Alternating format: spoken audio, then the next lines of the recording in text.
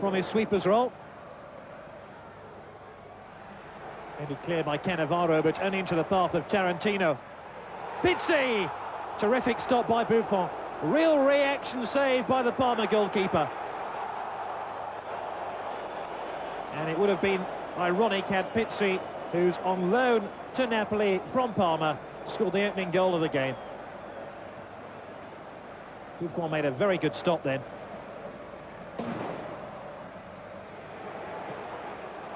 Mogossian, the French international.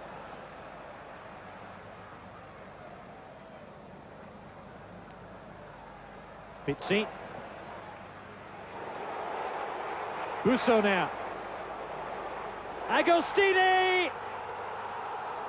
He's almost snapped the crossbar. He hasn't snapped Parma's resistance. It remains 0-0. Well, Agostini had time here to bring the ball down and side-foot it past Buffon. In the end, he went for the spectacular and saw his shot come back off the frame of the goal. Agostini inevitably will be the main focal point of this dead ball situation for Napoli. Andre Cruz to take the free kick. Bogossian, Ayala! They still can't score. My goodness, Parma are a lucky team. Bogossian comes within a whisker of giving Napoli the lead. He didn't really make a very positive contact with that header, but it was another desperately close let-off for Parma.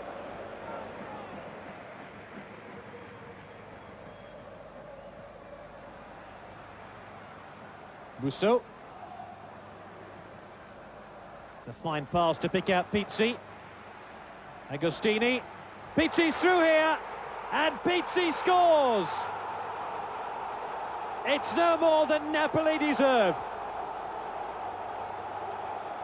And Fausto Pizzi, on loan to Napoli, scores against Parma. His last goal in Serie A for Parma came 3 seasons ago against Napoli here.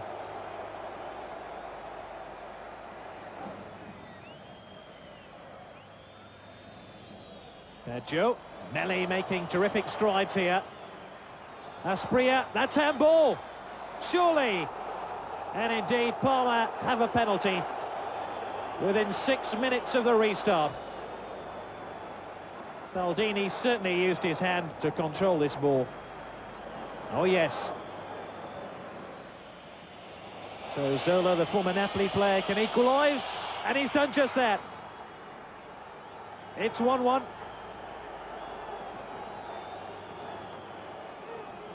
His last 3 Serie A goals have each come via free kicks.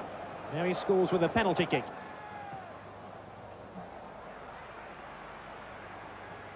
Bogossian. Parry. Agostini! He got goal side of Fernando Couto. Good link-up between Busso and Agostini. The pair do look so dangerous.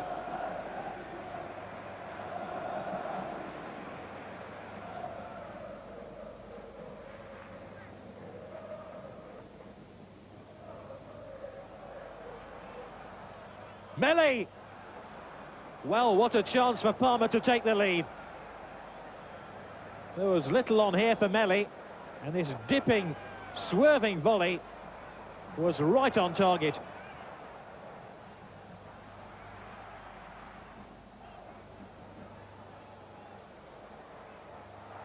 Benarivo. Busso docks it back in.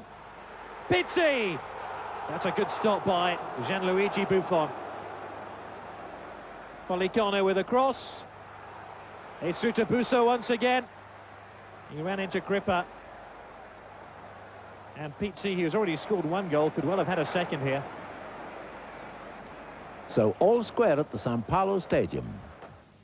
The other game of the day was an evening clash between the city neighbours Juventus and Torino. Meanwhile, 4th place Fiorentina visited rock-bottom Padova. Inter took on Cremonese, while Roma faced a tough trip to Udine. But we start our roundup with two of the promoted sides, as Atalanta played host to Vicenza. It's been a happy return to the top flight for the Atalanta fans. The 7-game unbeaten run has lifted the Bergamo club to the top 5 in Serie A. This game was only 9 minutes old when Toffolieri struck to put the home side ahead. After a sluggish start, the former Bari striker is again showing the form which saw him claim 17 league goals last season. Vicenza have also enjoyed a positive campaign since promotion. They should have drawn level through Magita, who hadn't scored since the club's 1-1 draw against Milan in week 7. Still, the tall striker redeemed himself here to score his 3rd goal of the campaign. Vicenza were level for just 6 minutes. A poorly executed offside trap was breached by Toffolieri, who scored his 5th goal in as many games. The away side found it difficult to contain Toffolieri. He won a free kick here. And Atalanta's star of the future, Domenico Morfeo, showed why he's so highly rated. Atalanta took a 3-1 lead. In fact, that's how it finished. Atalanta secured their 4th successive Serie A win.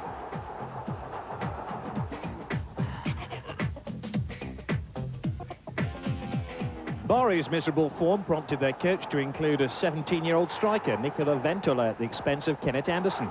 The teenager could have made quite an impact in this game. But it was Enrique Chiesa who did that. Following Seedorf's effort, the 24-year-old scored the first of his 3 goals in this match. Chiesa scored 14 goals for Cremonese last season. Remarkably, he claimed his first in December. He hadn't scored this season either before this strike.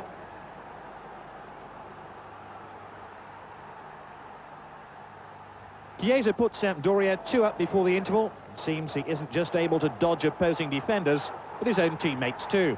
Seedorf can vouch for that.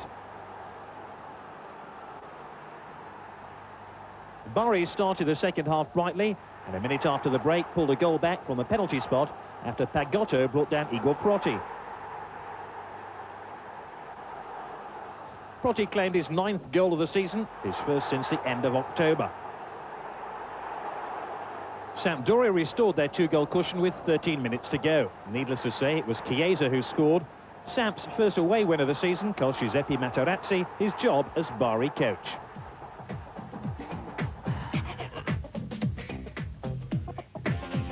Inter started this game with 11 men, but after only 3 minutes was soon left a man short. Festa's unprofessional reaction to John Aloisi's challenge was rightly met with a red card.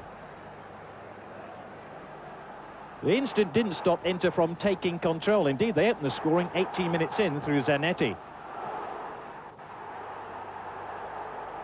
Maurizio Gan soon doubled Inter's lead, scoring his 3rd goal in 3 games in all competitions.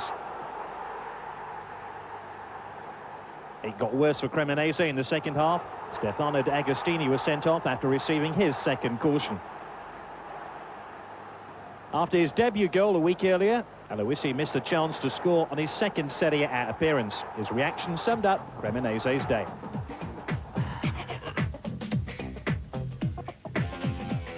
Padova's fans saluted the return of Goran Vlahovic, who's been seriously ill, and applauded the exploits of Bonaiuti.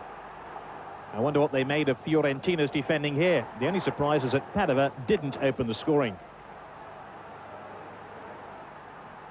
After 50 minutes, they had Quickie sent off following his foul on Baiano. The look of innocence failed to influence the referee, who brandished the red card. From then on, Padova had to withstand a relentless assault from Fiorentina. But Bonaiuti stood firm, denying Batistuta, and substitute Giacomo Bancheli a goal. At the end of it, Robiati's finishing left a lot to be desired. Padova may have thought they'd won a point, but 4 minutes into stoppage time, Batistuta finally beat Bonaiuti to gift Fiorentina 3 precious away points. Poor old Padova went down to their 9th defeat of the season.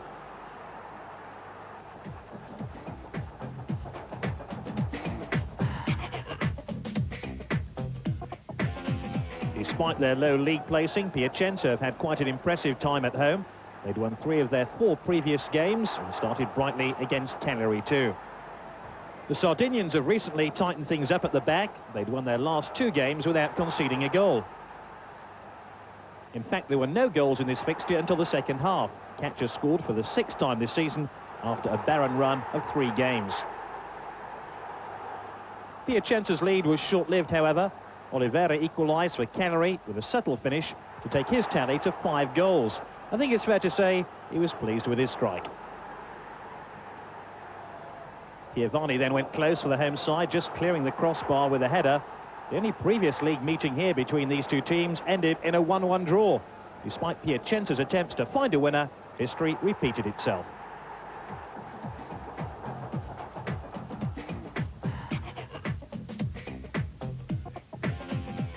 The home fans were hoping to see Udinese's first home win against Roma in 8 years. Only 1 point separated the two sides, but for Civoni, a goal may have separated the two sides early on in this game. Marco Del Vecchio, one of several former Udinese players in the Roma team, felt he was tripped by Helve. Sadly for him, the referee didn't share his opinion and a penalty wasn't given.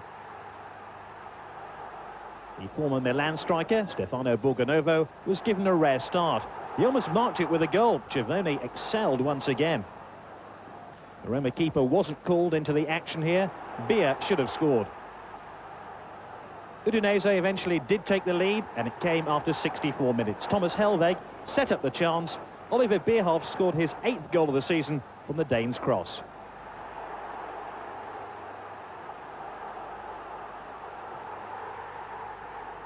Roma were in danger of losing their 2nd consecutive away game. Balbo was just kept out by Battistini. The goalkeeper was in outstanding form. How about this for a save from Totti's header? Time was running out, and so were Roma's chances of claiming a point. Balbo's effort was cleared away by Beer. And when Aldair struck the frame of the goal in the last minute, he got the feeling Roma would never score. The rebound fell kindly for Balbo, who scored against his former side, and Roma earned a deserved draw.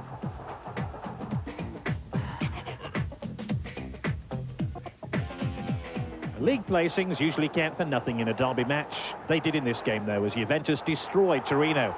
Vialli put Juve ahead after only 2 minutes. It was only the beginning of Torino's nightmare, but it could have been a very different story had Karic scored soon afterwards. Instead, Torino was swept aside. Vialli scored goal number 2 midway through the first half. His strength and composure were typical of the Juve skipper.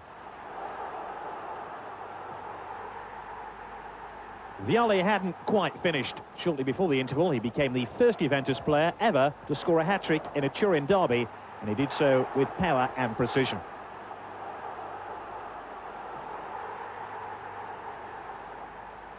This goal brought his tally to 7 for the season. Juventus claimed their 4th goal a couple of minutes into the second half. Ferrara made it 2 in 2 games for him. There was more to come. Tacchinardi was fouled by the experienced Roberto Cravero, who should have known better, and Juventus had the chance to increase their lead via the penalty spot. Fabrizio Ravanelli had never scored in a Turin derby. He soon changed that. It made the score 5-0, Juve's biggest derby win for 43 years. I'm sure it was the Torino players who needed to hide their faces. They were fortunate not to concede a 6th goal in stoppage time. Padovano, the only Turin-born player at Juventus, was denied by an upright.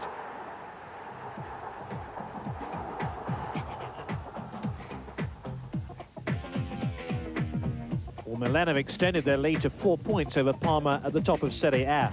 Fiorentina and Atalanta have kept pace with the leading pair. They're on 22 points, while Juventus followed closely 1 point further adrift. Lazio dropped 3 places to 6th. Roma have dropped back into the bottom half, as have Vicenza, who are level on points with Udinese. There's still no change in the last 6 places. All 4 teams in the relegation zone suffered defeats in week 12. Padova still prop up the table. Serie A's leading scorers were both on target this weekend, but the performance of the week belongs to Gianluca Vialli, whose stunning hat-trick lifts the Juve skipper to 7 goals for the season. Zola, Caccia and Battistuta have joined Amoruso on 6. And we leave you with the man who this weekend claimed the first ever hat-trick for Juventus in a Turin derby, Gianluca Vialli.